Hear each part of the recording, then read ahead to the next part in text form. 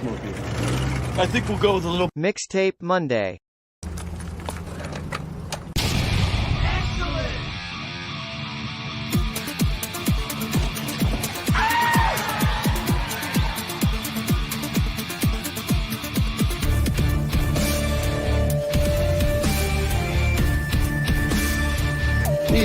Exit to each other.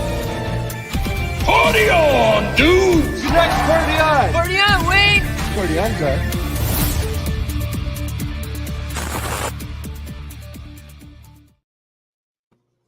Oh, what is happening there? Why am I so big? There we go. Oh my goodness. What's up, everybody? Welcome back. It has been a very, very, very long time since I've been in charge of a live stream, so buckle up. Thankfully, I was able to be joined by my trusted co-host, grumpy old man, father from another family who I enjoy angering and triggering throughout our various live streams. You had a last minute cancellation, so you decided to join me, and so here we are. And, cheers, everybody! Thanks for hanging out. Thanks for being here. The universe finds a way, my friend. Yeah, so he actually. So I'm not saying there was a monetary payment. I'm saying there may have been a monetary payment. It's fine. You know, everything works. Everything's good. It's good. Or, you know, as Dr. Ian Malcolm says in Jurassic Park, life finds a way. So, you know, does that mean there's going to be a baby dinosaur later on? Quite possibly. I make no Are promises. we the parents of a baby dinosaur? That's a little disturbing. It's not good. It's not good. Hey, so anyways, tonight I'm drinking some whiskey that comes all the way from Idaho. We're already off to a great start here. So is it made from potatoes? I do believe so. We were just having this conversation backstage that I am sitting here. I have a beer that's made locally here in San Diego, and I have some whiskey that my parents gracefully brought to me from Idaho during their last visit. And I said, maybe it's made from potatoes, to which Roman has to say, well, that's vodka. I'm like, hey, I don't know how to make whiskey. Maybe they figured out a way to make whiskey from potatoes. I don't know. But, that's still vodka. I'm you know, I'm not criticizing. I'm stating. I'm just making a statement about how alcohol is made. Certain alcohols are made from certain things. Potatoes make vodka, just like you and I made a baby dinosaur. It's exactly the same thing. Wow, we're off to a great start here. But hey, I got whiskey. Oh, well, let's go ahead and hang on. Actually, Mrs. of the Empire is here in the studio with me. Oh, she's asking, and it sounds exactly like this. Did Pippin eat? And the answer to that is yes, Pippin did eat. So she's grunting. Thank you. I appreciate that. I'm glad you're not starving the dog. And now she's left. So to everyone watching and wondering, yes, Mrs. of the Empire does in fact sound like Marge Simpson. I can say that because I know. Don't make that up. I can say that because I know she can't hear me right now, so I'm not going to get hit. But you might get beat later. So I don't know. Probably going to get smothered. It's funny because every now and then I'll wake up with a pillow over my face and I'll go like, "What are you doing, sweetie?" And she'll be like, "Nothing. Just close your eyes."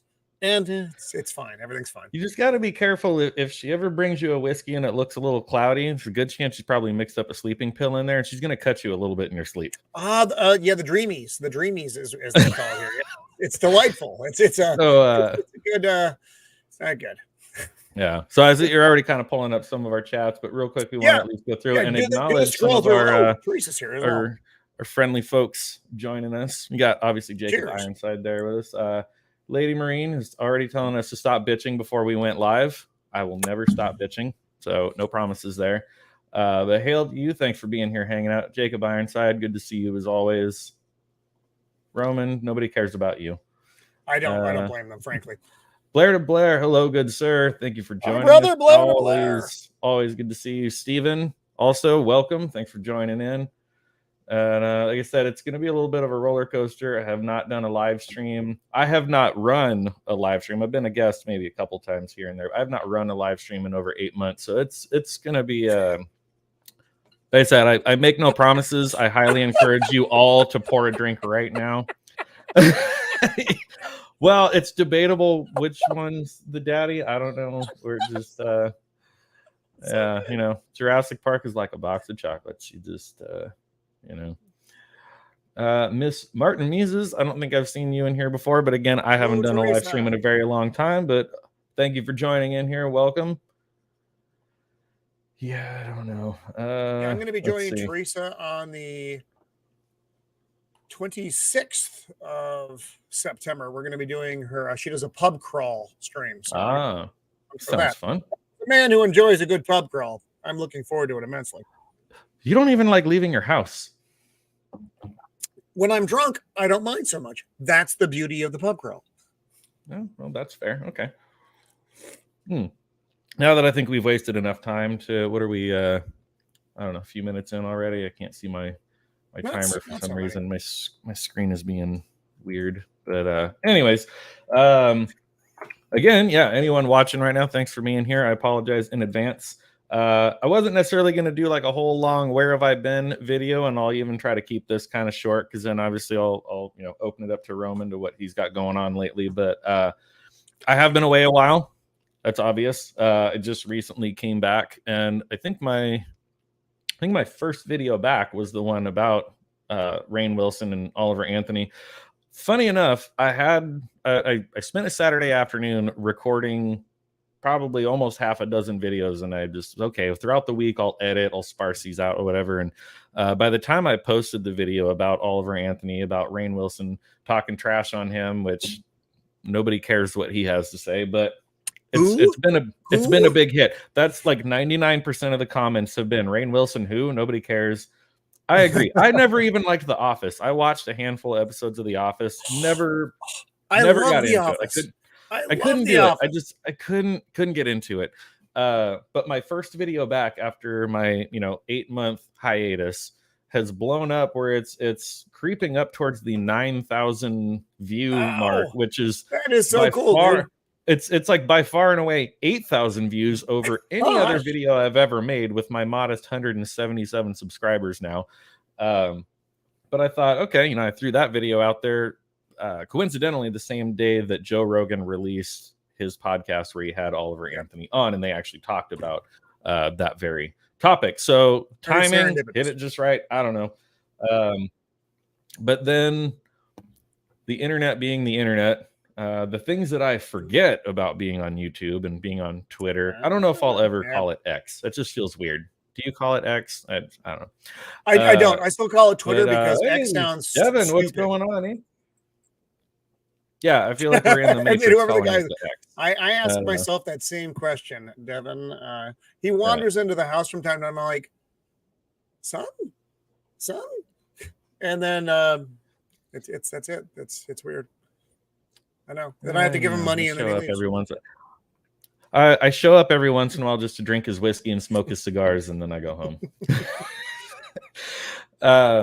But yeah, so I came back with the Oliver Anthony video. It blew up, and all of a sudden I'm thinking, okay, maybe if I actually spend some time after work recording and editing videos instead of going out and spending money drinking, maybe I can revive this thing and bring it back. And so far, it's been hit and miss. Some videos perform, some don't. But anyways, here we are. Obviously, I'm working full time as a machinist during the day, doing my gigs on the weekends. Lately, in some of my videos, I have been posting links in the videos too. If anyone is curious to see what I do outside of YouTube and outside of my full-time job, my mediocre covers of other people's songs are out there on the interwebs on a separate channel, separate Instagram profile as well. But that, in a nutshell, has been me. Basically, feeling like I've been working 3 jobs for the last few months. You have been working 3 jobs, John. You've been working more than 3 jobs. As what was that program back in the it was late 80s? In Living Color. They had a skit where it was which would be inappropriate and you couldn't do it today, where it was a Jamaican family and they had a bunch of kids. And it's like, how come you can't be like your sister? She has 10 jobs. You have 5 jobs. 5 jobs. What good are you? and it was just hilarious. So you're like one of the members of the Jamaican family. It's very impressive. Please don't cancel. Yeah, it's yeah, you're already canceled. What? Like I told I said to buckle up because we're going to talk about all sorts of stuff that's going to get both of us canceled. So to Roman, I apologize Giddy in up. advance. Your channel is much more haven't active killed than me yet. mine. So you know, where was I going with all of that? So anyway, so that's been my life for the last 8 months. But Roman, what have you been up to? What do you have going on? What's I figure we'll do it now rather than at the end, because by the time we get to the end, no one's listening anymore. So on Thursdays, we still have the Of the Empire broadcast. Right now, we're focusing on at Thursdays at 5 Pacific Standard, which is the time it will always be on. And right now, we're focusing on Ahsoka. Again, I watch, so you don't have to. I'm so sorry, everybody. It's been a lot of fun. The panel, of course, makes it a lot of fun, and the chat makes it even more fun. And once that's done, we're going to be rolling into October, and then we're going to be in the spooky season. So our first Halloween movie we're going to focus on is going to be a film with Christopher Walken called The Prophecy, which I think is a great underrated film. I love that movie. So that's going to be coming up as soon as we roll into the spooky month. So, and then, like I said, I'm on with Jacob tomorrow night. We're going to be doing Master and Commander, a good British sailing movie during the Napoleonic Wars. And then the week later, on the 26th. So like in like 2 weeks, I'll be on with Teresa, Miss Martin Muses, for her pub crawl, which should be a lot of fun as well. So that's what I'm doing. All right. Awesome. And I drink a lot. That's the other thing I do. That's what I do. If I'm not doing the other things, I'm probably doing that.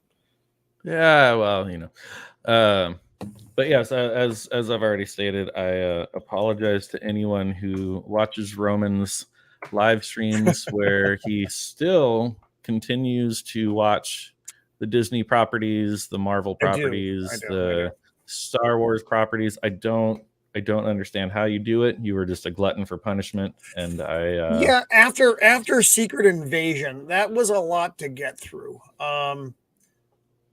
I'm gonna say that Ahsoka has been far better than he does actually. Stephen, Viggo Mortensen plays Satan in The Prophecy. Ahsoka has been way better than Secret Invasion. It's not great. It has moments though. It's far more watchable. And the last episode, I absolutely didn't hate it at all. I thought it was very viewable. It just kind of is what it is. So good with the bad. She-Hulk was remarkable. I would watch She-Hulk. It was the best ever. It's really terrific. Totally fantastic. It's really remarkable.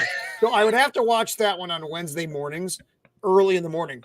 But by the time I was done with it, it was like I'd eaten a whole bowl of fiber.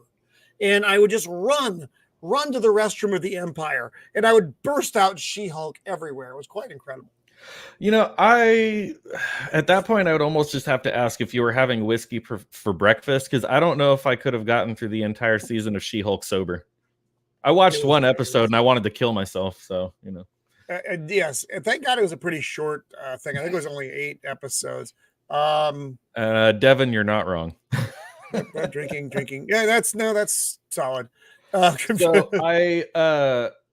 okay, so I already kind of like half plugged my mediocre cover song thing that I do on the side. I would love to sit here and tell stories about the place that I've been playing every Friday, but on the slim odd chance it'll probably never actually happen. But I want to try to keep some sort of I want to keep some of that stuff quiet. Employment is good. But all I will say, well, I wouldn't mind getting fired from this one, but yes, you would. As Devin pointed out, he's like, money is your friend. Complaining, drinking, playing music, while drinking spicy memes. So the thing that I will say is the place I play on Fridays is a very exclusive elite private club. Why they chose me to play there every Friday, I don't know. But I'm literally not allowed to drink on the property because I'm not a member. So I roll deep with a soft-sided cooler and a Yeti tumbler. No one has questioned me yet. So, there have been some gigs that have been a little bit of a blur towards the end of the night, but I play the same set list every Friday. It's pretty well memorized. I go in, I do my job, and I just GTFO. It's fun. It's fun. I mean, the money is good, but it's No. I don't want him to get fired. I don't want him to get fired. If he gets fired, that means I have to start shelling out cash. Dad, can I have some money for some more whiskey? Wait a minute. No, that's my son. I'm sorry. I got confused there. Oh, so we've got a couple of kind of rapid fire topics we could jump into. We do. This will be fun. So we'll start with kind of new music. New music is always kind of a fun thing to start with. So Tyler Childers, if you're not already familiar, definitely go look him up. Tyler Childers has released, I would say, more of a new EP. It's only about 28 minutes long. I think it's only 7 tracks, but a new album EP, whatever you want to call it, called Restin' in the Rain. And I read something kind of interesting about this. And after listening to it multiple times, I was going to maybe do a review video on this, but I'm bad at those. And again, music comes out on Friday, had a busy weekend, whatever. Here we are.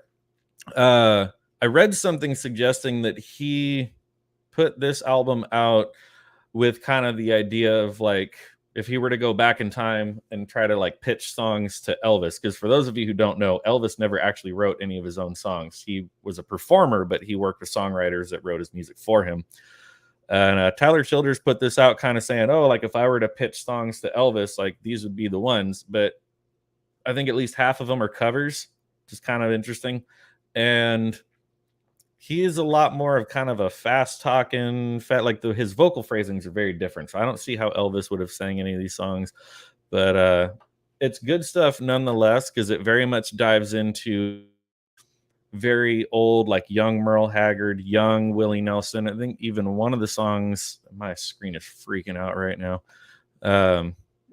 Young Willie Nelson, just old outlaw country, a little bit of gospel, a little bit of bluegrass. And track 3 here, Luke 2, 8-10, starts off with him literally reading those verses, but it's from the same translation. If any of you are familiar with the Charlie Brown Christmas special, where Linus goes up and tells Charlie Brown what Christmas is all about, I cannot listen to the beginning of this song without thinking of exactly that, of him coming over and saying, "That's what Christmas is all about, Charlie Brown." But for someone who's becoming a very prominent, popular figure in the country music industry. Oh, Devin's got to head out already. I know you're on a little bit of a time difference, but thanks for popping in. Always good to see you, buddy. I'll see you in the memes exchange tomorrow as we go back and forth with all the spicy memes. But I thought it was kind of a bold move that even for being, a country music artist, to start a song reciting off a Bible verse, because if some of you haven't been paying attention, even the people in the country music industry have completely lost their damn minds lately. And they're all going super left, super woke, super social justice warrior, everything. It's been wild. So I thought that was kind of cool to see. Yeah, it's something. But yeah, Tyler Childers EP, album, whatever it is, definitely check that out if you are a fan of good old fashioned country that doesn't have auto-tune, doesn't have backbeats, doesn't have people rapping. What was the other one? Oh yes, this one. I'm gonna be completely honest, I don't really care about this. Oh, the MVP has popped in. What's up, Max? Good to see you, brother. Max, and welcome. Yeah, cheers to you.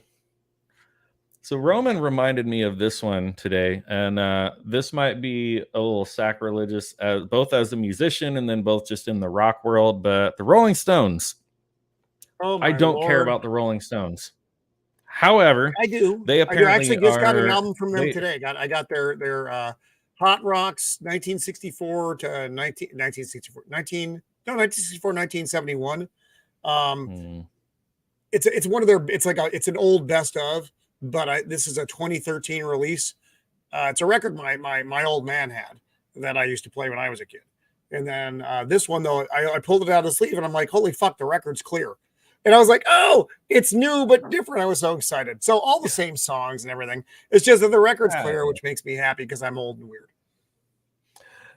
You are definitely that. So no apologies need to be made. I don't really care about the Rolling Stones, but I do think this is actually a little bit fascinating in that they are set to release their first new album in over 18 years. And I gotta say, I mean, after a while, when you've been around, what, 60 plus years? Yeah, they've been around a minute, dude. Even longer than I've been alive. After a while, I'm pretty sure nobody actually gives a damn about your new music. You go to a Rolling Stones show right now. You want to hear the classics. You want to hear the songs you know. You don't want to buy a new album. You know, whatever. But okay, after 18 years, they're putting out a new album. It's due out October 20th, called Hackney Diamonds.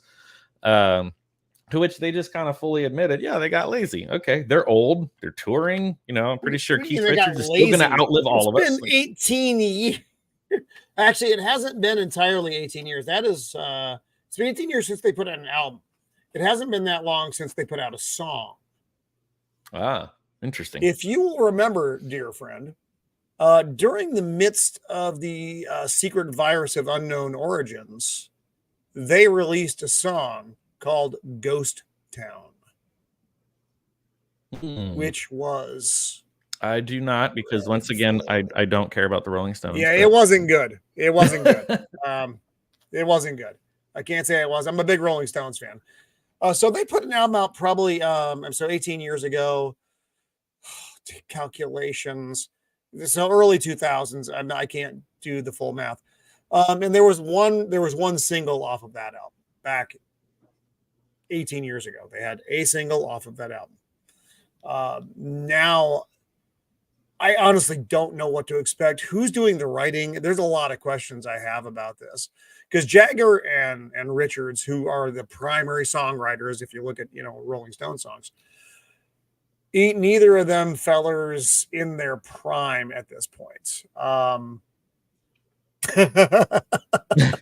I will definitely be buying new Coheed albums until either I die or they die. I just don't know what this is going to sound like. Hello, Corey. How are you, sir? What's up, brother? It's just hard to imagine that. You and I talked about this, and actually, my good friend Matt, the drummer, and I have talked about this too. As aging musicians, and at this point, I'm an aging musician. Speak for yourself there, buddy.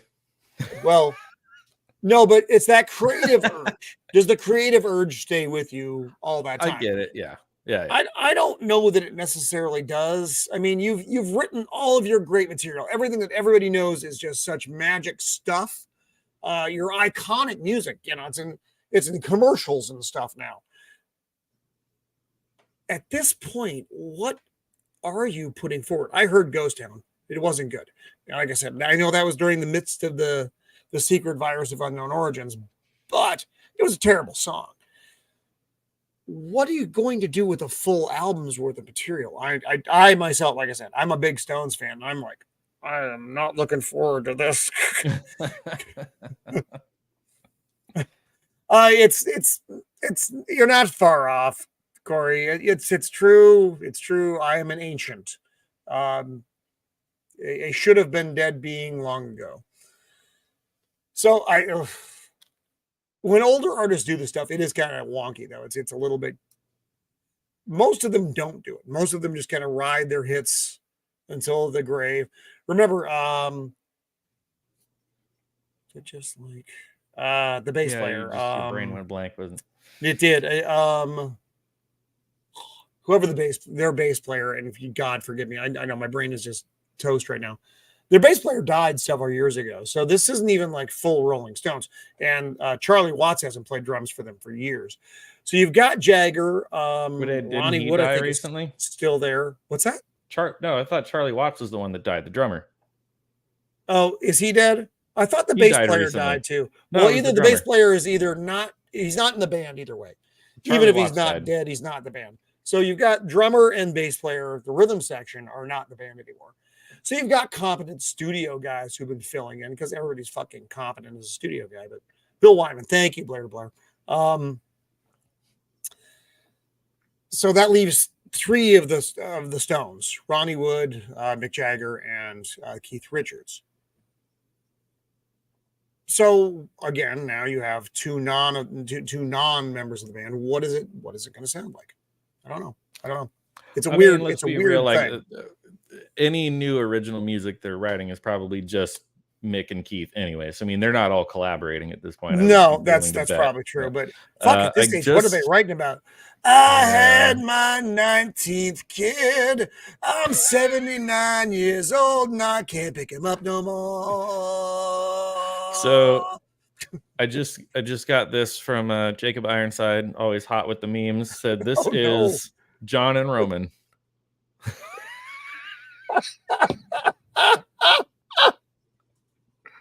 Oh no! Who remembers dinosaurs? So good. Oh, classic. Terrific. So yeah, Stones are putting out new music. Is it going to be good? Is it going to be bad? Who knows? I know what I think. And I'm very remiss in this that we didn't actually even start off with this, but I am not drinking a margarita. Roman is not drinking a margarita, but that's true. No, that's true. It's a couple weeks removed, but we still would be remiss if we did not at least raise a glass to Mr. Jimmy Buffett having his cheeseburger in paradise out there in Margaritaville, as well as the singer from Smash Mouth. People can make all the jokes they want. Smash Mouth was, they were a hokey band from the 90s, whatever. But guess what? Everybody knows at least one or two of their songs. Yeah, you do. I usually play All Star at my gigs. People know it. People dance. People have a good time. So they definitely have their mark on. They definitely have their mark on pop culture. So cheers to those two. Both definitely gone too soon. I mean, even Jimmy Buffett at 76, like that's still relatively that's pretty young. Early. Dude was battling cancer for a minute, and just it didn't really talk about it. So my neighbors are big. Shut up, Corey. Just shut up. Are big Jimmy Buffett fans. And we did a round the campfire the night that the news came out that he passed away. And they'd been to see him many times. They actually saw him at his last live performance, which was pretty interesting. And so they all had their stories, and I'm like, yeah, dude left his mark. I'm not a Buffett fan, but I really appreciate, you appreciate those longevity artists who. Sure. No, I mean, he lived his life. Hey, remember all the bad things you heard about Jimmy Buffett? No, you never heard anything bad about the dude. Just partying, having a good time, and just totally all the way to the end. But to reiterate to some of these comments calling Roman old, this is essentially Roman. Here you go. Today is my 111th birthday. I don't know half of you half as well as I should like, and I like less than half of you half as well as you deserve. That was my birthday just last month. In fact, it was very similar to that. So what do we got here? What else is fun? Oh, so here, this one I thought was kind of funny for just another like quick topic.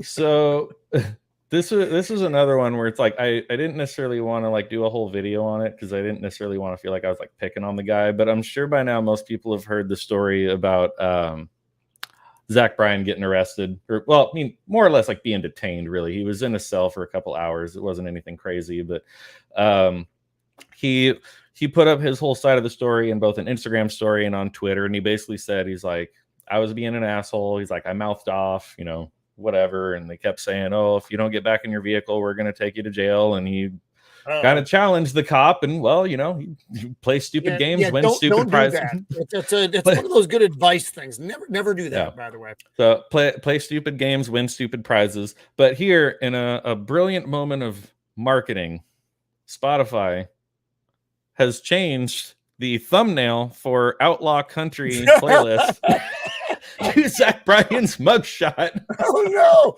that's a really good mugshot, by the way. Man, his jawline is strong. That's a good mugshot. That's outstanding. And it's just like he was so innocent about it. Like the way he came back and apologized, the way he clarified that like he still has all sorts of love and respect for law enforcement, and that he was totally in the wrong. Like he wasn't arrested for drug possession. He didn't get in a fight. Like he didn't, just like the whole thing was so innocent. But now, currently, he is the face of outlaw country on Spotify, and I think it's so hilarious. But it's a brilliant marketing move. Because he's obviously a giant rising star right now, and it made all the news that he was arrested. And like I said, I thought about doing a video about it, but once I saw his response and I saw his side of the story, I was like, oh, poor little guy. Like I don't want to pick on him. Oh, classic, good stuff there. It's a good mugshot. It's a really good mugshot. There have been some terrible mugshots out there. Like if you've seen Gary Busey's mugshot or Nick Lord, Nolte, I think has one of the worst mugshots. Yep. Yeah, that one's that's not good. That's like me getting out of bed at 3 a.m. to go to fight a possum. That's what that looks like. It's very similar. So you don't want to let Pippin out. Yeah, it's the same thing. It's actually the same scenario. Letting Pippin out. How's your little fool of a toque doing? He's okay. So yeah, many of you know out there. Yeah, I've got he's almost 6 months. He's like 5.5 months old now. Pippin, he's all grown the up. golden retriever. Although we've begun to question his parentage. We think he may be like 75% golden retriever and maybe a quarter Australian shepherd.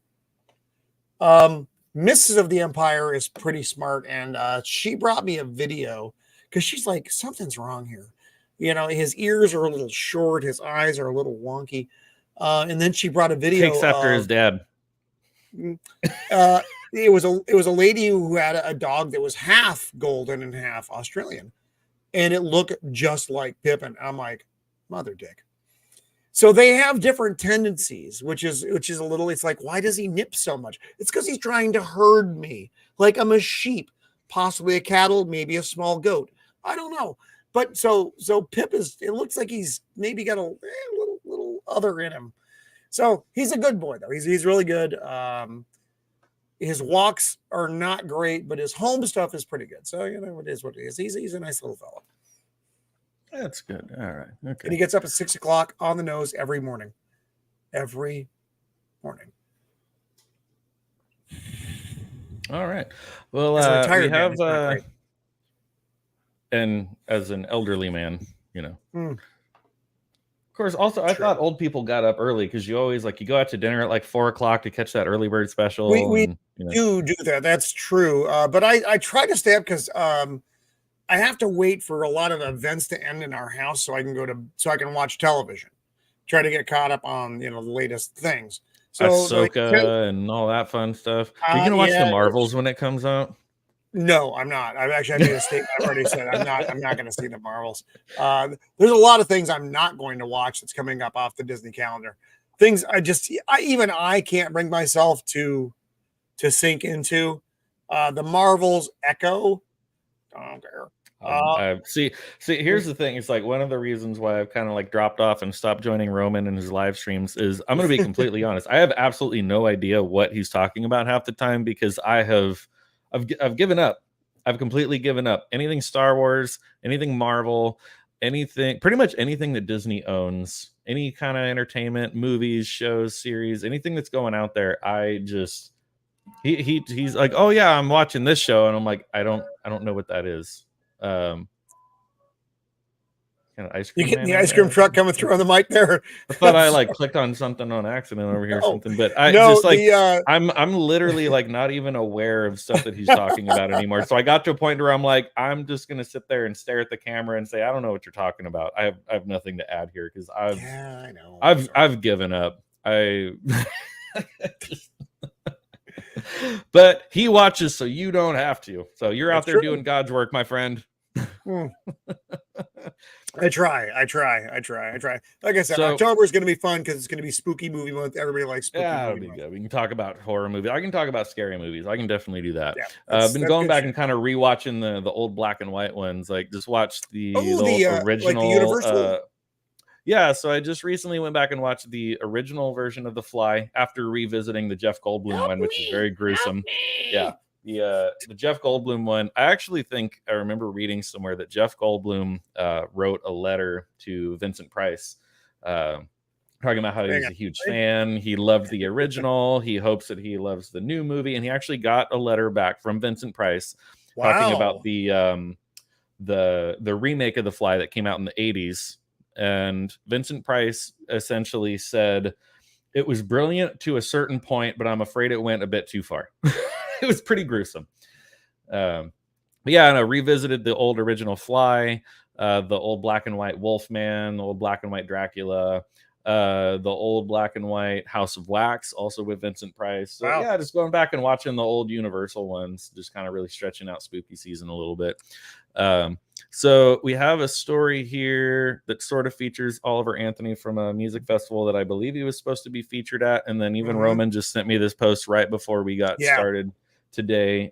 I had just seen before he showed it to me also, but hopefully the audio works. Again, I'm still kind of getting my feet wet back in this live stream again, but let me know if you guys can hear this.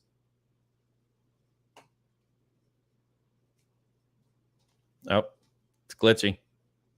Even I can't hear it. Okay, can you hear anything? No. Oh, because it's on my other screen. Hold on. I got this. I will figure this out.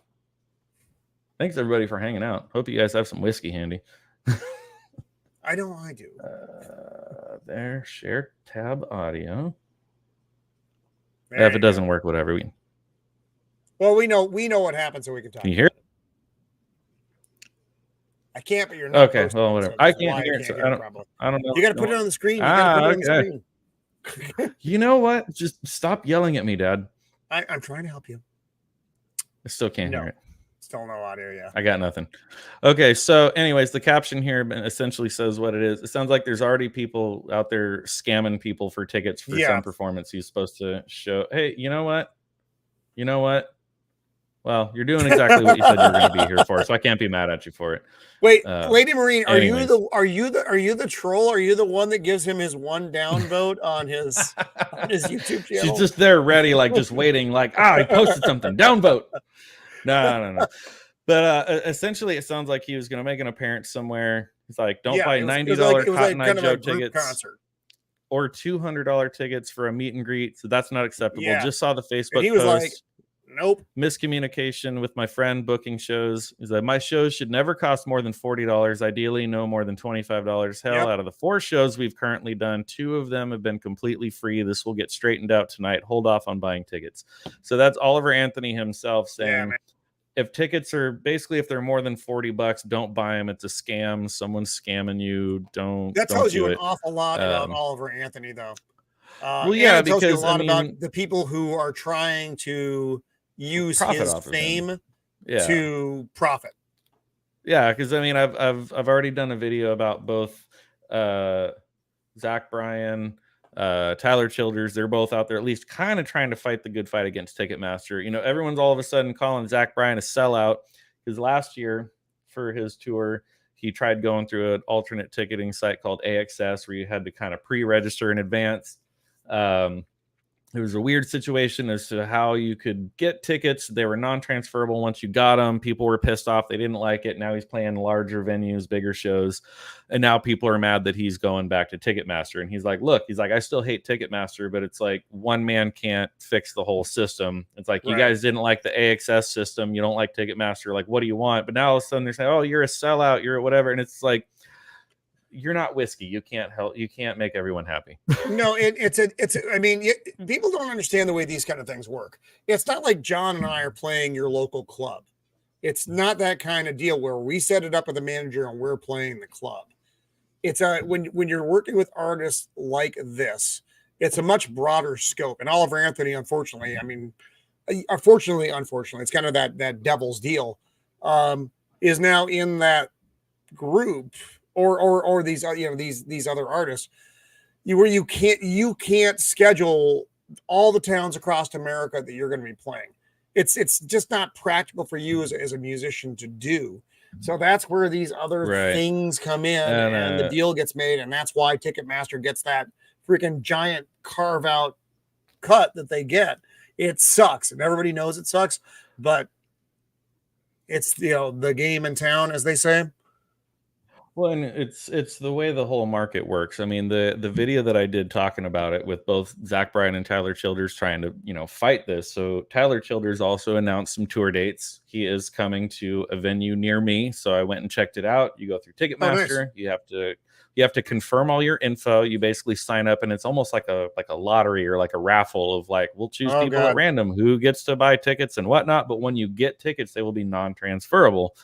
And it's just it's like the one thing that they're at least trying to do to fight scalpers, to fight whatever. But it's like, no matter what you do, people are pissed off. But you look into the music industry, Ticketmaster and Live Nation merged and essentially created a monopoly, and multiple people have posed lawsuits against them, trying to basically say, hey, like, you've created a monopoly, this is illegal. But then they've settled out of court, probably for a hefty dollar amount. Yeah, if you settle out of court, your lawsuit didn't mean shit as far as ideological. That means just it was means that financial, somebody. I get it. It just means that somebody got paid off. So yeah, but now you're not allowed to talk about it anymore. That's they usually settled the it, part of that. And the Live Nation owns a lot of venues. They have contracts with a lot of venues. A lot of people don't even realize this, but the venues get a cut of the band's merchandise sales also. Wait, so if you've ever been to a concert and wondered, why does that t-shirt up there at the concert venue cost $60, but if I go buy it on their website tomorrow, it costs $30? Because everyone's got their hands in the money jar. Everyone's taking a cut. And the music industry is really evil. Like it's really messed up. But this story I thought was interesting. If I can remember how to pull things up on my screen. Oh God. Hey, here we go. We got something. All right. Oliver Anthony, members of Papa Roach and Shinedown perform parking lot set at canceled Blue Ridge Rock Fest. So my understanding is this was I believe, 3-day long festival, and they successfully completed 1 or 2 of the days, but then they had like massive rain and storms and whatever. And the rest of the festival got canceled. But I don't know if Oliver Anthony was actually scheduled to play at something like this. I mean, bands like Papa Roach and things of that nature, like maybe he was just there hanging out. I don't know, but he obviously has his guitar with him in the picture. Maybe he just travels with it all the time. But the videos that I saw, and obviously we can't pull the videos up because then we get copyright flagged and whatever. But the 3rd day of this festival got shut down. They had no PA system, no sound system, no electronics, no nothing. And there was just kind of this little makeshift plywood stage looking out to a crowd of probably over 6,000 people that for whatever reason were still hanging out there in the rain. And a guy is standing up on this like pile of tires saying, okay, we've got no PA system, but we still want to come out here. We still want to play some music for you. So Oliver Anthony with members of these other bands, Papa Roach and Seether, they came out and just played for people. And I mean, honest to God, after about the first dozen or so people, I'm sure nobody could actually hear anything because they're literally playing totally unplugged, totally acoustic. But the videos that I saw, like people were all singing along. They're all having a great old time. So they were still kind of like, hey, like we're still here. We're still going to try to put on a show for you, whether you can hear us or not. And I just thought that was kind of a cool gesture that they're just sort of like, screw it. We're still here. We got no PA. We're going to. That's about as old school as you can get. Yeah. That, so what else do we got that's fun? Oh, what about, let's take that. There we go. Pull that down. I know in the chat a little bit earlier, Max mentioned something about also directors, like when we were talking about Rolling Stones, musicians aging. Do we really want to hear new music from them? Max mentioned something about the same could be said for directors. Now, if I can just find the link, is it in here somewhere? I think it's this one. Let's see if I can find it. You're like an infant with a nuclear weapon. You know, it's like a monkey screwing a coconut. Right? Thanks everybody for hanging in there with us. So James Gunn has officially Lord. he's like trying to take the award for biggest tool as far as directors now. So let's harken back a little bit. Do you remember, if you can harken back to the moment where James Gunn was essentially canceled and fired from directing another Marvel movie because of some decade-old tweets? Now, let me be very clear here. I am not pro cancel culture. I am not for canceling people. I can look at something that someone says and say, I don't like that. I disagree with that. I can have my criticisms about a person, but I'll never come out and say, oh, well, that person should be fired, or they should lose their job, or they should be silenced, or, you know, hey, that's their freedom to say stuff that I disagree with, you disagree with, whatever. Right. The stuff that James Gunn tweeted about, that again, it was over 10 years ago that he was canceled for. It was pretty weird. Like, let's be honest. It was bizarre. He said it was supposed to be jokes, which is usually what you say when it's not a joke. But that's what he said. But the stuff that he put out there was pretty weird. But he came back and said, he goes, oh, well, that was at a time where I was trying to be real edgy and real. And I said, okay, you know, I can understand that, because look back at okay, let's say here in 2023, Eddie Murphy is known for doing a lot of like family friendly movies. However, go back and watch Eddie Murphy Raw. I worked in the movie theater when Eddie Murphy Raw came out. I was there 1,000 years ago. Yeah, it was an experience. So yeah, that was that was something. You look at people like George Carlin. Look at Richard Pryor. Well, he's dead. He's not doing anything anymore. I understand, but I'm just saying, like, look at what comedy was 20 years ago, 30 years ago. Very different. It was a very different thing. Yeah. Like, comedy is inherently offensive. You are always making fun of someone or something, but you're not. That's the beauty of comedy. Like one person. You're making jokes. You're cracking jokes, right? So James Gunn comes back and goes, "Oh, haha, yeah, my tweets. I was just trying to be edgy, whatever." And so people came out to his support, and he got uncanceled. At this point in time, I was still a fan of his because I liked the Guardians of the Galaxy movies. I thought that he was really the only one actually making anything worthwhile in the MCU. Guardians of the Galaxy Volume 3, and quote me on this, is probably the last thing in the MCU that I will ever watch. I'm not watching. You're not wrong. I'm not watching the movies. Guardians of the Galaxy was perfect. It was the perfect send-off. It gave us characters we cared about. It was nice. It had heart. It had action. It had a great soundtrack. It was great. So and it wasn't tied into the rest of the MCU stuff. It was just in the Guardians of the Galaxy world. It didn't deviate. It wasn't, it had nothing to do with literally any other Marvel property. So that was, and we didn't see Brie Larson. And I'm thankful for that every time it doesn't happen. And I'm a big superhero guy. You may not get that from the stuff behind me. I love superhero movies, but we've talked about it before. Endgame was. Nope. I was trying to just single out your screen. Here we go. I'm a big superhero guy. There we go. Well, I'm figuring things out. I remember my first live stream. All the Marvel films up to Endgame. I mean, and you can see, like I said, and I enjoy DC. I enjoy all the stuff. But after Endgame, there was a very significant problem that happened. They really should have taken a break. They should have taken a break. And then they produced crap and crap and crap and crap and crap and crap and crap and crap and crap and crap and Guardians of the Galaxy 3. And everybody was like, wait, what's that? Well, actually, there was the Guardians of the Galaxy Christmas special, which I also enjoyed. Thought it was great. It was great. And then Guardians 3. And I know you especially love that last musical number with Kevin Bacon. I didn't like that. As much as I enjoyed the special, I didn't like that. There's some peach pie reference in a song with the old 90s Sixers or whatever it is. Yeah, well, that's just like your opinion, man. I don't think it's subjective. I think objectively that song is bad. But I still enjoyed the whole thing. I thought, even with the stupid song in it, I watch it, still watch it, which is weird. It's gonna. I think it'll become a classic, definitely. I do. It's just a lot of fun, man. But then Guardians of the Galaxy 3 showed up, and if you weren't crying like in the first 7 minutes of the movie, oh no. No, continue your thought.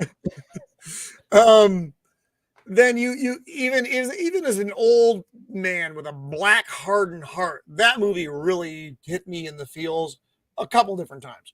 Like I said, it was a good movie with characters you actually cared about. I don't see Marvel or DC really. As always, thank you, Jacob Ironside. No, Jacob, no.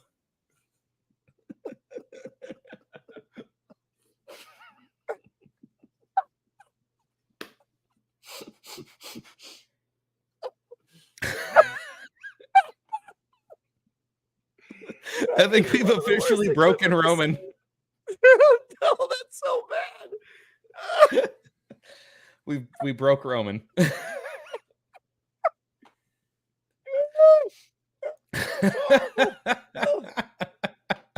Oh no. Oh, that was terrible, Jacob. But yeah, so all that God. being said, it's like, yes, in the MCU, James Gunn was essentially a hero. He was the only director actually making content that anyone actually gave a crap about. When he was canceled, a lot of people, Chris Pratt, Dave Bautista, a lot of them all came out in support and said, we will not do this movie. We will find a way to break our contract if he does not come back. He was a hero. He put out this great movie. And then, you know, as they say, sometimes you either die a hero or you live long enough to see yourself become a villain. Well, Mr. Gunn, I typically, I'm really trying to be more diligent about keeping my channel specifically centered more towards like music related things and things that are, you know, as old man Winter over here would tell me, stay in your swim lane, music man. You know, I try to keep things more music centered. However, if you've been here for any length of time, if you've seen any of my older videos or some previous live streams, you know that I love Christopher Nolan movies. Mm-hmm. If there's any director, if there are any movies, or there's anything out there that like I will die on that hill, it is Christopher Nolan movies. So, James Gunn, you went after my favorite director. And well, he didn't just go after him. Which was quite frankly, and so I'm a big fan of the Nolan films. I am, but he also went after the earlier Batman films. Now the Joel Schumacher films, I get that you can throw those in the garbage immediately, but the Tim Burton films, while I've said this many times, I'm not a big fan of those movies. But I do like Michael Keaton's Batman. I think he's a cool version of Batman. The movies just got way too campy for me. I loved him back in the day because that's the only Batman we had. Sure. But Gunn is in charge of DC's cinematic universe. Like he's basically their Kevin Feige. You might want to come out because you know that shit's floating around out there and say, you know, I said some stuff about these things. Here's the deal. And at least explain yourself and don't just let it float out there like a turd in a punch bowl for someone to find later. And then they go, hey, James Gunn, why did you put this turd in the punch bowl? And you're like, oh, I don't know. Well, just, you know, here, like Steven Ransom, so obviously pointed out, he's just trying to be edgy. So that was kind of part of the reason why I brought up his whole thing about him being canceled for his edgy tweets. He apologized for the previous tweets. Okay, fine. He got uncanceled. I'm fine with that. Like, I'm not mad at him getting uncanceled. I wanted him to direct the third Guardians of the Galaxy movie. Same. But I still think he has that little bit of that nature of like, oh, I'm going to try to say controversial things so that, and guess what? You win because here we are talking about you, you douchebag. Yeah, but it's like he's just trying to be edgy. He's just trying to get his name out there more and more. And it's like people already friggin' hate him because he, you know, on one hand was like, oh yeah, I'm taking over DC. We're going to do Superman. We're going to bring back Henry. Just kidding. Never mind. Him. Like, no, my young friend. No, let me bring up a graphic, John. Let me share this. Oh God. Oh Lord. No, it's not that bad. Is it more sheep memes? It's no more sheep memes. No, it's why our young fuck off. Yeah, work with me. Just do what I want you to do. There it is. Oh, Okay. that's I forgot to download this. So let's pull that up. So this is why James Gunn should be very careful when walking across the ice field. Look at these numbers. Aquaman is inexplicable at being the biggest grossing film, but after Aquaman, man, that is a pretty steady and horrible decline. Because it never even Marvel's comes back probably up to seeing its the baseline. same thing. It never comes back up to its baseline.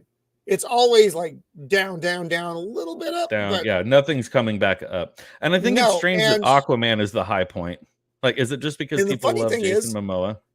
Aquaman 2 is coming out, but Aquaman 2 is coming out as part of a dead universe.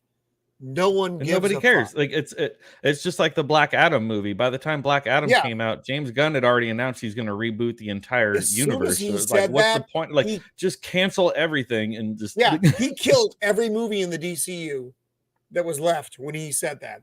That's why the Flash, which even as much as I didn't enjoy the Flash, I thought it was, what the fuck are you doing? I don't know what's going on right now. Help me! Help me! Should have done better at the box office, even though it wasn't a great movie. It had points that I thought were enjoyable. Most of it I thought was not enjoyable. I thought there was a lot of just way too much Ezra Miller. Oh Lord, but like the fact that people are still trying to defend him and say, "Oh, we think Ezra Miller is the best person for this role," it's like, really, the guy should be in an insane asylum. He should, but. I mean, the Blue Beetle, if you look at that graph, Blue Beetle is like the lowest one. It's actually the lowest thing they've done. That's their last movie. The Flash, so this is again where I come in and say this is again where I come in and say I have no idea what you're talking about, because I've like been seeing the memes and the stuff about Blue Beetle, but I'm just like I've stopped paying attention. I've tuned out, and I just stupid movie about a character that has been changed so much from its original form that it is unrecognizable. That's what Blue Beetle is. Yeah. So here, we have James Gunn calls out Christopher Nolan's Dark Knight movies awful, which I think Jacob Ironside here says, sure, there's a few things you could criticize about the Nolan Batman movies, but they were good, especially the Dark Knight. Yes. So my defense to this is that I think here's the difference. I think this is where people miss the mark with the Christopher Nolan Batman movies, is that he was not trying to make a comic book movie. He was not trying to make a movie with any supernatural characters.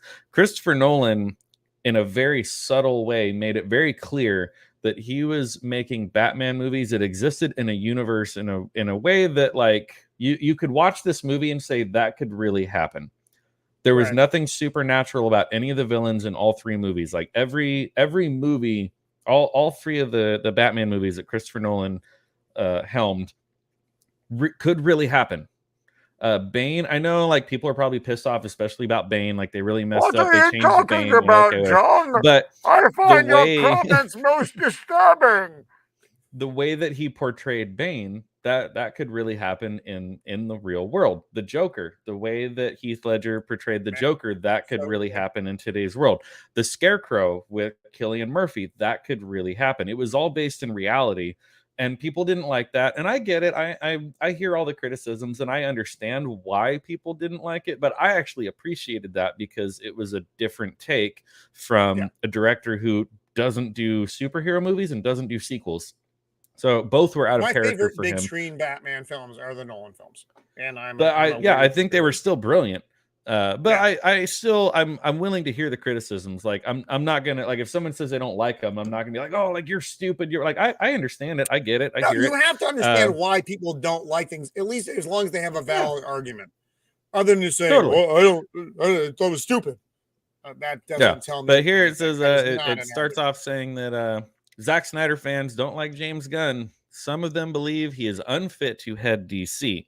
I'm more of the mindset that with, quote, superhero fatigue entering the culture zeitgeist, Warner CEO David, not going to try to pronounce that last name, and Gunn chose the absolute wrong time to invest his money on a new superhero verse. So that's something to say also. Superhero fatigue.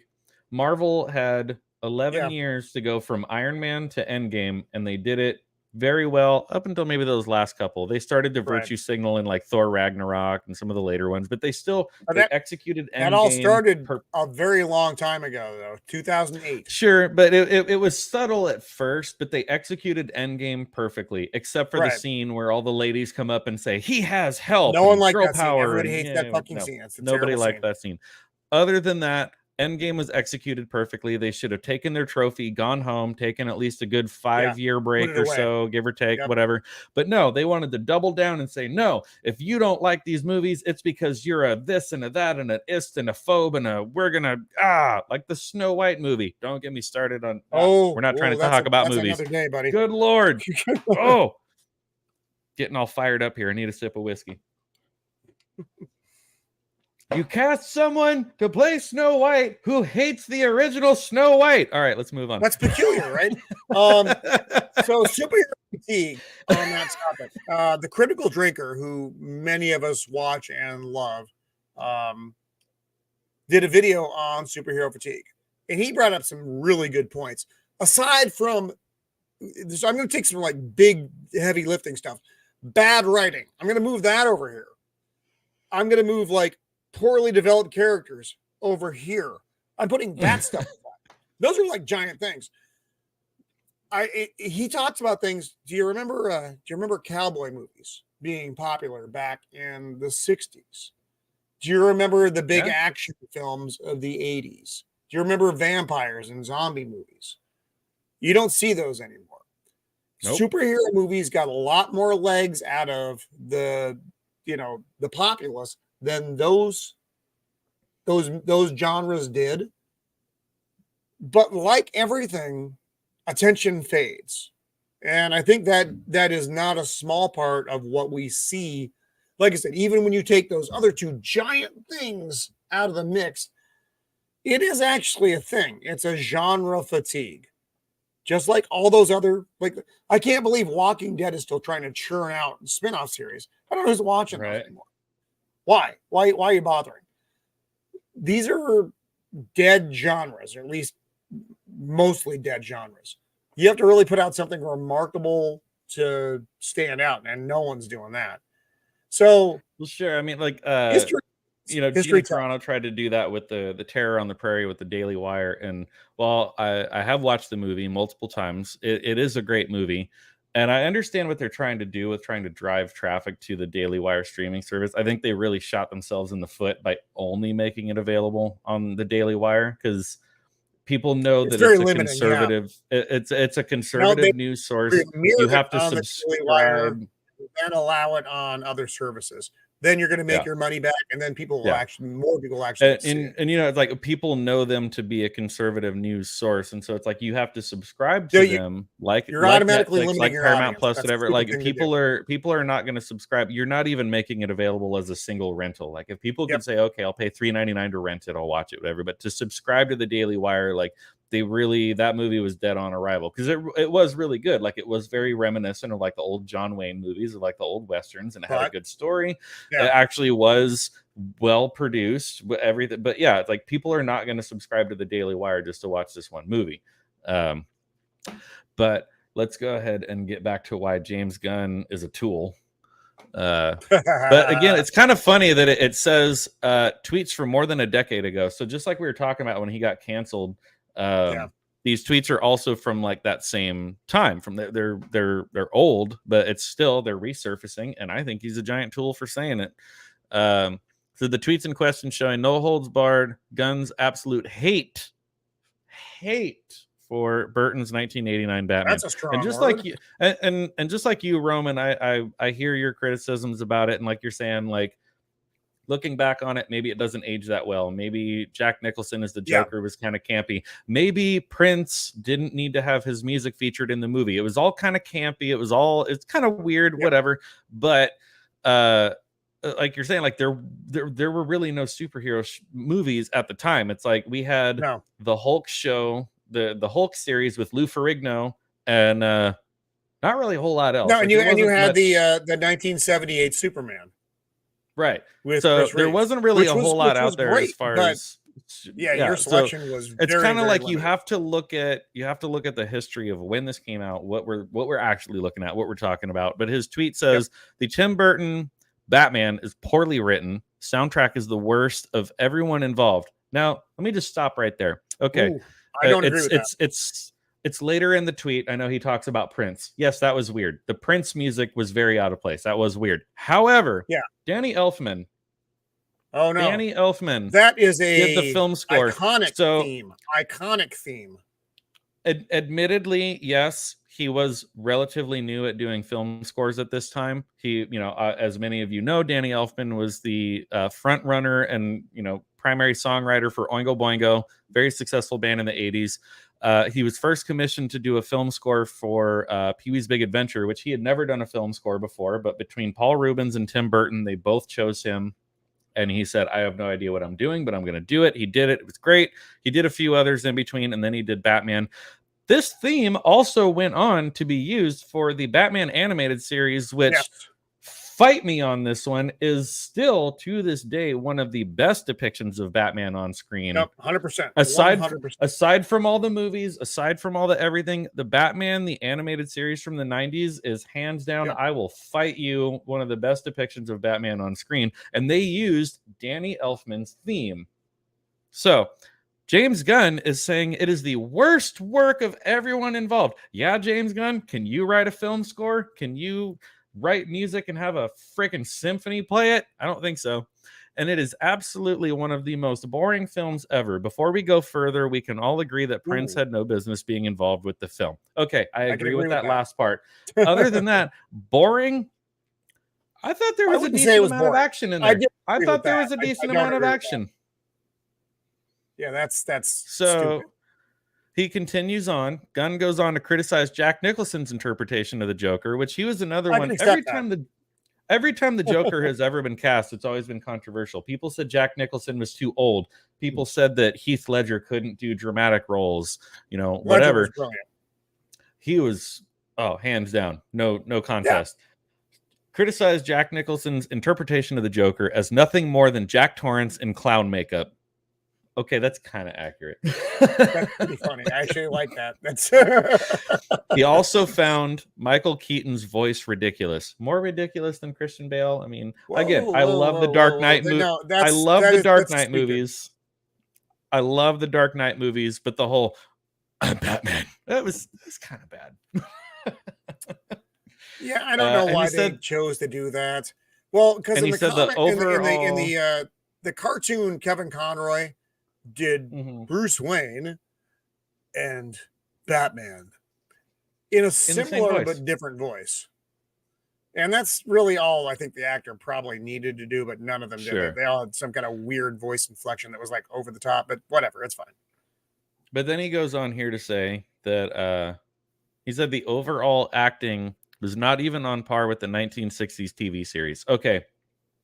We're really going to try to compare the 1989 Tim Burton Batman movie to the Adam West Batman movies. The ones that actually had the graphics pop up that said pow, zang, boom. Like, a lot of people love those. I am not one of those people. I know they are nostalgic, and in all fairness, they are accurate to the Batman comic books of that decade. Of that era. Yes, they were accurate. But if we're going to sit here and try to say that the 89 Tim Burton Batman is worse than the 60s series based on acting, again, I think like Steven already said, he's just trying to be edgy. And on top of everything, the dark creature of the night can't even move his effing neck. Give me a break. It's ridiculous. Awful film. Burton's Planet of the Apes is genius in comparison. Now that is a take. And Gunn didn't stop there. His vitriol was then aimed at Christopher Nolan's Batman Begins. This is where the gloves come off, man. This is where we're gonna have it out now.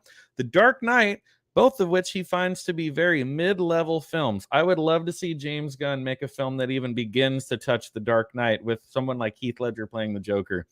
Every time Heath Ledger was on screen, you're so captivated. You're literally sitting on the edge of your seat waiting to see what he's going to say or do next. Like, you're just so, and you don't even realize that you're doing it, but all of a sudden you realize like, oh, like I'm literally like leaning towards the screen. Like, what the hell is he going to do next? Like, so he goes on to say, I have problems with both. So he says these tweets are over 10 years old, and he says both of Nolan's films. So obviously he wrote these before The Dark Knight Rises came out with Bane.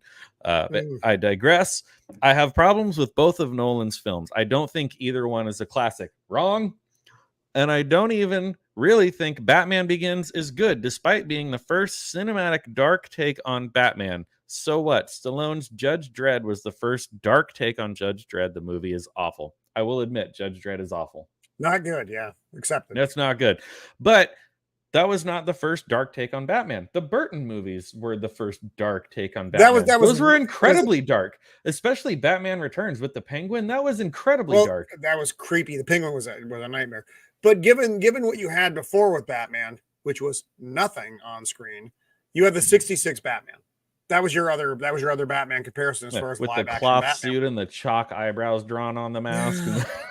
The 89 film was leaps and bounds difference and better than that. Right. Even though I'm not, like I said, even though I'm not a huge fan of that film, I can appreciate a lot of the artistic aspects of that. There were the things I would change are probably not even that remarkable. There's certain like tweak here, tweak there, and for me it would be a better movie. But it's not. It and 66 are not the same thing. They're of the same thing, but not the same thing.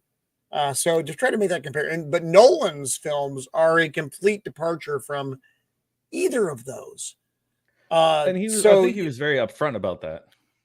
So I don't know what Gunn was talking about back then, because I was saying the same thing 10 years ago, but I say the same thing now. So I'm also not the head of DCEU Studios, where I should be doing damage control on things I said in the past because it may affect my future. You got to be smarter than that, especially after his last guffaw. He knows this kind of stuff is coming for him. So why don't you get out ahead of it there, Chris? Or I was going to call him Chris Nolan. James Gunn. You make good movies. I enjoy your movies. I enjoyed Suicide Squad. But, dude, don't be dumb with the way the past can catch up with you, especially in your current role as the head of a theater or of a cinematic universe that is in deep trouble. As the graph showed, you're screwed going into this. You have to do something quite remarkable to work your way out of it, and not getting ahead of shit like this ain't the way to go. And when you say The Flash is the greatest superhero movie ever made, and dude, you said those words, and that movie's not old, and people heard you say those words. And given your current assignment, that doesn't bolster confidence in things you're going to produce. When I heard Gunn was going to be the head, I was like, oh, that sounds cool. I'm thinking, but everything I've heard since then, the loss of Henry Cavill, and people are like, oh, too old, blah, blah, blah, whatever, fuck off. Everything you said since then has been nothing but problematic, and doesn't bolster my confidence in Gunn as the studio head. So now I'm like fingernails and table, wondering if it's going to be okay or if it's just going to be the end.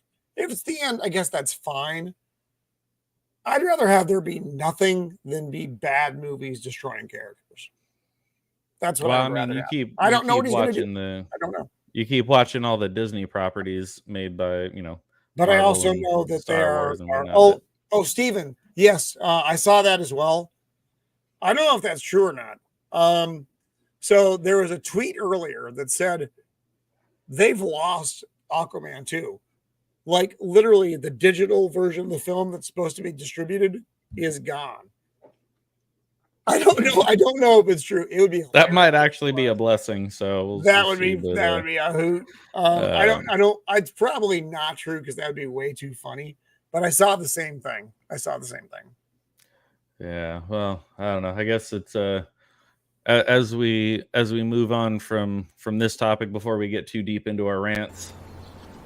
And that's all I have to say about that.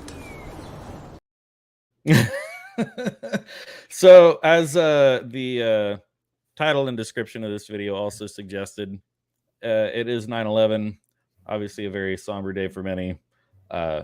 Raise a glass to all those, anyone who, to all the heroes who did what they did on that day, to the many who lost their lives, to all the families and loved ones who lost loved ones because of that. But I believe we did a similar show last year, and it's always interesting we were on last year. It's always interesting to kind of revisit this topic each year. In that, I remember, and I mean, we kind of like your post that you did. Like, we don't have to go into the where were you, because everybody remembers where they were when it happens, when they, when you woke up and you saw the news, or when everyone remembers. That's a little redundant at that point. But what I always like revisiting is immediately following the events of 9/11. This nation, I don't think, was ever more united, at least in any time in my lifetime. Me being only 37 years old, you being 1100 years old. But just the amount of patriotic pride that people had, the fact that people were so united. You went to a concert, whatever band it was. I remember at one point I saw Slipknot. I mean, these are 9 guys running around on stage in jumpsuits and masks playing weird new metal music. At one point, they hung an American flag from the back of the stage and made a speech about how we're all united, we're all one, we're all together. It lasted that long, though, unfortunately. Obviously, sporting events, they sing the national anthem, whatever. But still, like, people go to baseball games and everybody would stand and remove their hat and, pledge allegiance, and sing the national anthem and everything. And they were embarrassed by their country. Yeah, so that's kind of where I was. That's kind of where I was going with that. In that, immediately after the events of 9/11, we were so united. Everyone was, we're all in this together. Everyone together. Sure, maybe we still have some questions that need answering about the actual events of 9/11, but the fact that it brought everyone together is undeniable. Fast forward to 2023. Now, if you wear a hat that says Patriot with stars and stripes on it, oh, you must be a alt-right extremist. I can't tell you how many articles I've read over the last few weeks of them trying to say that the Oliver Anthony song Richmond, North of Richmond is some sort of like MAGA themed whatever. He has clarified multiple times on his social media that he is not for the left or for the right. He says the whole system is broken and that song is not meant to be an anthem for one or the other, but they still want to paint him as, oh, you're a this, you're a that, you're a whatever. And it's just like, everybody calm the hell down. All right, everybody just calm down. But yeah, so I mean, what, like, let's kind of get some of your thoughts on that, of just like where we were in 2001 versus where we're at now. It's just it's very funny. Disappointing. I would argue that right now in 2023 and 22 years after the event that transformed this country, because it did, we are a more divided nation than ever. And I don't think a small part of that is because people who were there, who were alive then, maybe they remember it differently. I don't know, but no one is talking to the younger generations, and that's a very key point that needs to happen. My kids know exactly what happened on 9/11. My son was only, he was less than a year old at that point, but he knows exactly what happened. My daughter, the middle daughter of the Empire, was just tiny. She was maybe 6. She was just little, but she knows. They know what happened that day. There were a lot of people who actually joined the military because of this event. That's now a very different thing as well. The important thing about 9/11 in the modern age is making sure that those terrible things that happened and those many lives that were lost during the course of those events, these are the things that really do matter. The firefighters, the people who ran into the buildings, the people who were in the buildings, the Pentagon, and those people who were on board the planes who didn't know what was happening, and then Flight 93 who absolutely did know what was happening. and chose a different course of action. Those are the things you need to talk about and let your kids know that these people mattered during a very crucial time, and how they changed things, how, the sacrifices that were made, the lives that were lost, and how it actually did fundamentally change our nation. We were a nation that had not seen war for a very, very, very long time. And this attack was the first thing that hit us. And that's why it was such a transformative event. And that's why it drew everybody together. But again, like all things, it was a sad, unfortunate, short, flashpoint of what we could be that disappeared. And now we are. Tell your kids about 9/11. Don't not tell them about it. Well, and that's the thing that I even kind of wonder now. I mean, as myself, who obviously I don't have any children of my own, but I do wonder, like, is in the public school system, what they're gonna actually tell kids, because it is. I mean, we're now in an age where things that we have lived and things that we've survived through will be in high school history books, but it's like, how are they telling it in the public school history books? What perspective are they what if I don't know, anything? John. I don't know that they'll tell them anything. I Right. think it's going to be one of those events they simply don't talk about. And if you don't talk about it, did it happen? To them, not really. If you try to convince someone who is 14 years old right now, who has never really heard about 9/11 other than abstracts, they don't really care about it because it didn't impact them. My generation, which I know is older, but my generation still cares about Pearl Harbor. What? Yeah, because you know why we cared about it? Because that was passed down from generation to generation, from my grandfathers to my father to me. We're not that far removed from it, but then 9/11 happens, and it's 22 years ago, and it's like, how many people actually give a shit? In the that's years what's that so followed, wild to think. a lot of people did, but now I don't fucking know, man. Yeah. I don't know. And that's what's so wild to think now. You're saying 22 years. It's like there are, kids going through high school that literally were not even alive when Right. it happened. And that still blows me away because it's another one of those events where it feels like it just happened yesterday. Here, Stephen Ransom said, my aunt was in Tower 2, but left work. Many of her coworkers did not. So was she actually at work that day? Or do you mean like she left work, like she wasn't there? Like, wow, that is a wild story no matter what. But yeah, I mean, I always see the posts every year. People, I think it was, I'm not even going to pretend to know the number. I'm not even going to guess, but the posts that I see every year where people put up, it's like, many people don't realize that 21, 22 years ago, this many thousands of people were spending their last night with their loved ones and stuff. And like when you see the number of people, because it's the people that were in the building, that worked in the building. Oh my gosh, they left early that day. That is absolutely insane. So she definitely your aunt definitely had a guardian angel watching out for her that day. That is for sure. Obviously unfortunate for all the others who did not, but that is a wild story to have. And I completely forgot where I was going with wherever I was, but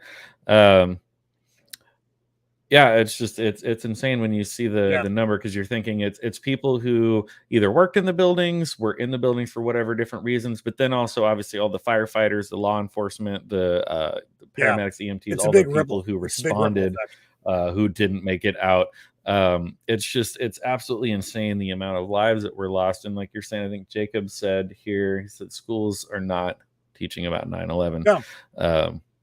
Which I think is just absolutely insane, because that could be almost the same as like when, well, maybe not quite. It's still a little farther removed, but like say when I was in high school from 2000 to 2004, we still learned about like the Vietnam War and stuff. And sure, that was 30 plus years before I was in high school. It's not that much farther removed than kids in school now from 9/11.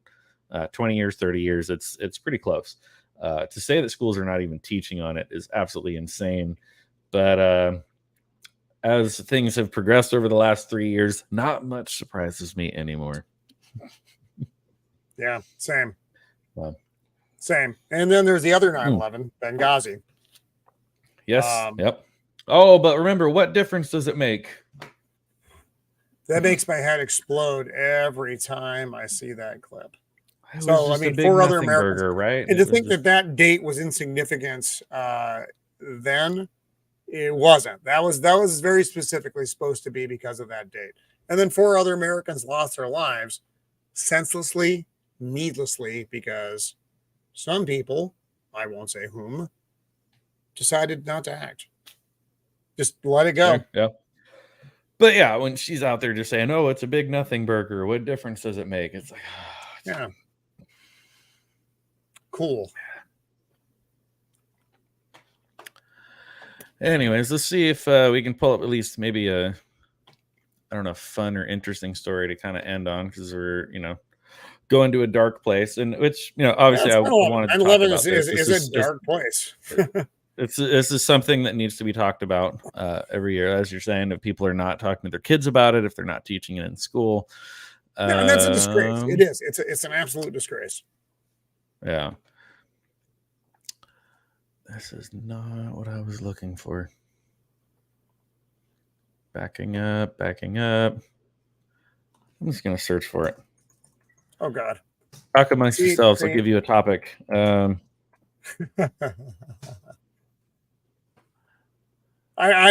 don't know what he's doing at this point. I feel like overall, for having not done a live stream in so long, I'm doing pretty good. Not so bad. Remember to have like I said, I entertain people every Friday by singing other people's songs with my acoustic guitar. I'm working on my gift of gab, trying to like fill dead space with saying stupid shit that doesn't really matter. But while I'm over here, like, hey, pay no attention to the man behind the iron curtain, I'm just going to tell a stupid joke over here while I'm looking for something. But here we are. Here we go. What'd you find? Share. Yes, I was actually just thinking about that. I came across this one recently. I actually been meaning to ask you, like, maybe we should go in halvesies on a box of these, because you can get them on cigarinternational.com. Yes, the answer is yes.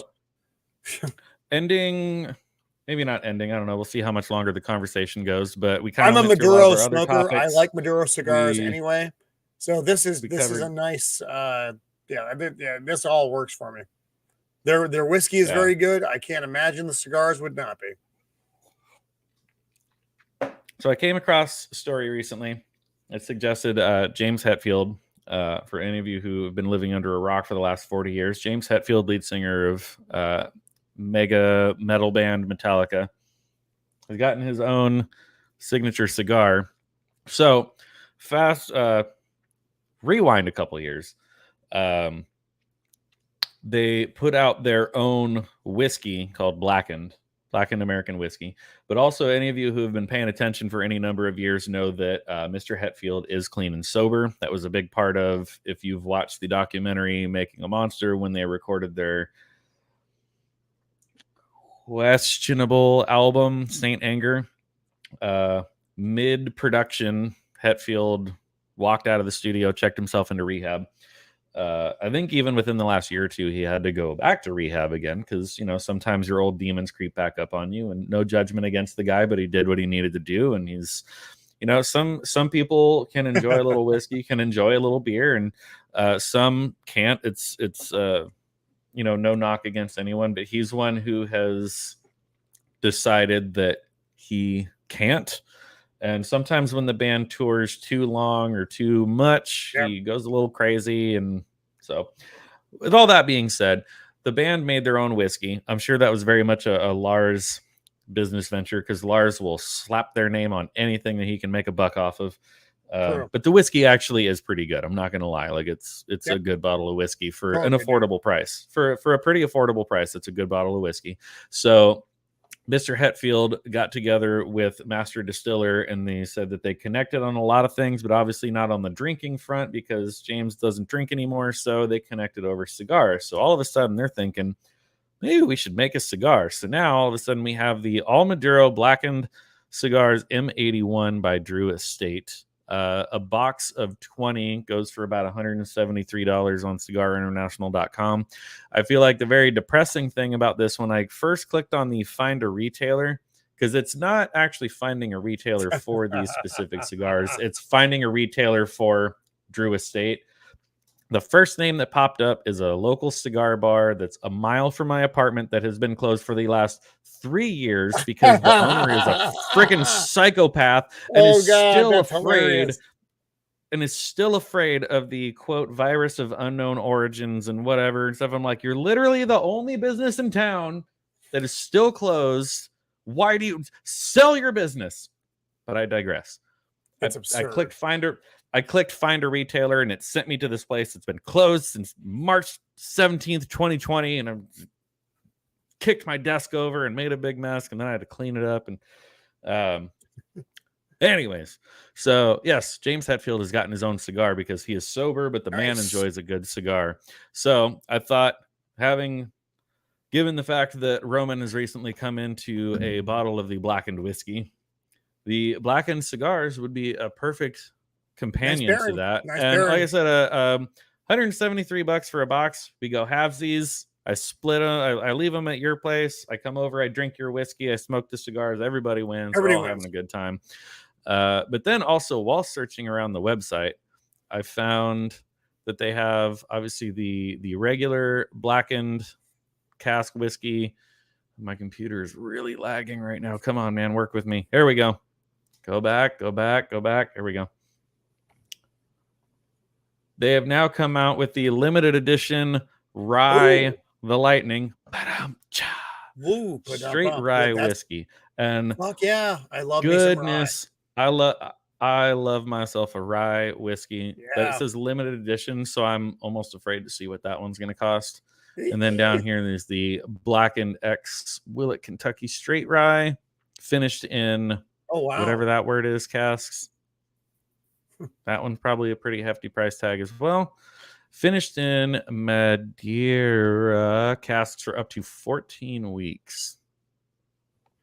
So when they first put out these whiskeys, there's all these stories going on about how while they're barrel aging, they play Metallica music in the distillery like it actually does something or whatever. It's all a big marketing ploy or something. But so just recently, funny enough, I don't have the article handy, but I thought it was funny.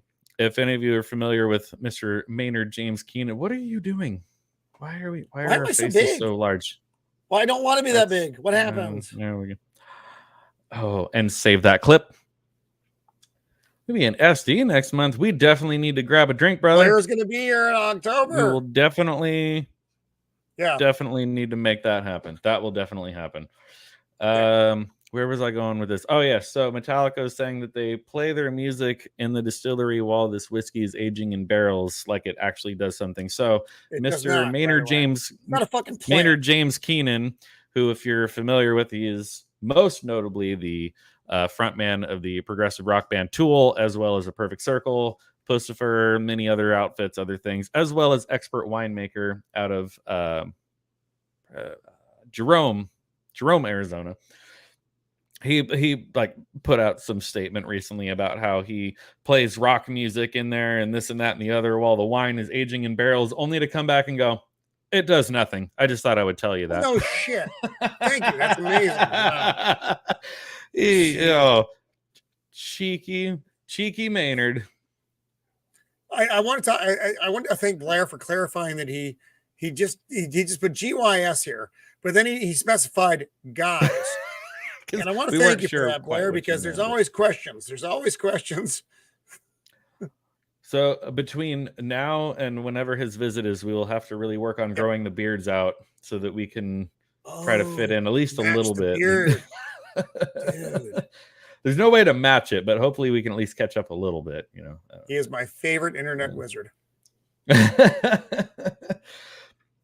So, with all that being said, I do believe we've covered what we needed to cover and then some.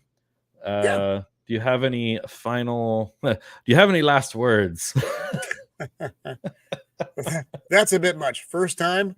No, so on the anniversary of 9/11, like I said, I would say to all those parents and young folk out there, please talk to your kids about it. You don't have to be all doom and gloom and horror, but let them know that this event happened and yes, the heroes that were there, because there are still heroes. Even then and now, there are still heroes. So there's that. The state of entertainment is an abomination. It's terrible. I'm kind of at that point. It's like, as long as I have music, most musicians, most bands, and most artists are also still very liberal. So John, what's the last thing you bought? What's the last thing you bought? Last thing I bought, album music wise. Yeah. Oh god, it's actually downloaded, whatever.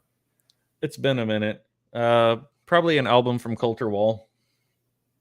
Okay, Coulter Wall's good. I like Coulter Wall. Good old, he's a young guy under the age of 30, but good old fashioned cowboy country music. The guy is an authentic. He's an actual, honest to God rancher out of Canada that Joe Rogan got wind of him a year or two ago. Wanted to have Coulter Wall on his podcast. Like, he come to Texas, come be on the Joe Rogan Experience podcast. It has millions of listeners, millions of followers. And Coulter Wall said, "Oh, I can't. That gets in the way of my work schedule." And instead of being upset, Joe Rogan could have felt slighted and been, "Oh, well, I'm Joe Rogan. You don't want to come on my Joe Rogan podcast." Instead, he respected the guy and actually gave him a shout out on the podcast and said, "This guy is so legit that I wanted to have him on my podcast." And he said, "I can't. I gotta work." And Joe Rogan respected him for it. That's probably the last. That's probably the last artist I bought a record from lately. And when I buy from people like that, I try to buy directly from their website, so at least as much of the money as possible is going to them, rather than Barnes and Nobles or Amazon or whatever. I know. Yeah, Coulter Wall is legit. He can't talk about what he last bought on YouTube. I don't buy stuff on YouTube. What are you talking about? I don't even know what that means. That's a different website. Cajun, always good to see you, brother. Thank you so much for tuning in. I know we're slowly winding down as well, but thanks for being here. Good start. 300. Yeah, well, we're getting there. I'm doing CPR here. I'm slowly breathing life back into this channel, and thought that it was maybe 9/11 was a good time to bring it back. Haven't done a live stream in a while, as it shows. So again, thank you everybody for your patience and for being here. Other than that, I don't know. I don't really have much else to say unless you gave your final statement. I can't pull up any more memes. Thanks for having me tonight. Thanks for bringing me back for your resurrection. I thought that I was going to try to the YouTube live stream. Well, I think there's probably no other person that would have been fitting to be in on this is when we initially tried to do our first live streams and we were just amorphous. Oh my God, they were so bad. Bad internet connection and then echoey microphones and just it's been a learning experience, but we're still here, we're still alive, and yeah.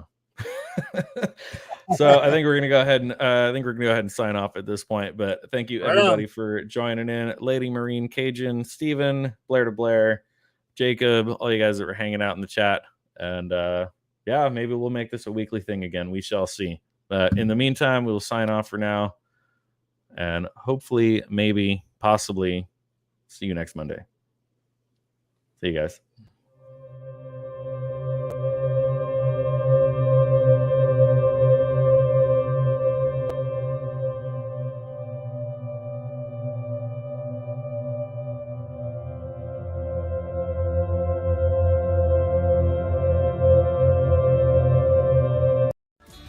Be excellent to each other.